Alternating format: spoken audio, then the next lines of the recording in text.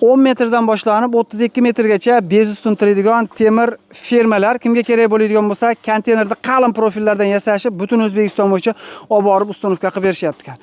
Masalan, sizning joyingiz eni 10 metr bo'ladigan bo'lsa, 10 metrlik fermalarimizni 1 metrini bitishi, ya'ni ketyapti turgan usta haqi materiali narxi 125 ming so'm.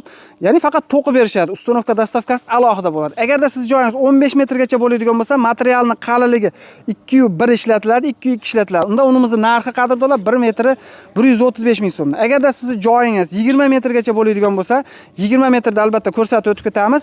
Pasi eshikboz bo'ladi, qalinligi 308. Mana bu tepadagilari qadrdonlar 108 dan tortib 2.2 gacha bo'ladi. Unimizning 1 metrining narxi keladigan bo'lsa, 190 ming so'mdan 165 ming so'mdan 180 ming so'mgacha har xil variantlarda bor. Undan tashqari mana bu konteynerda eshik bozi qadrdonlar qalinligi 4 mm bo'ladi.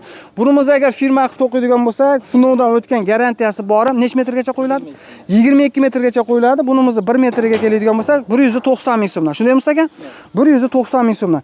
Agarda siz joyingiz 25 metrdan, ya'ni 32 metrgacha bo'ladigan bo'lsa, unda hamma yo'g'i o'sha 3.7 dan boshlanib, bu yoq o'sha 4,5 mm profillar ishlatiladi. Unda unimizning narxi qadrdonlar 350 ming so'mga to'g'ri keladi. Ya'ni tepasi mana shunaqangi firma bo'ladi, tagida esa двойной xora ketadi.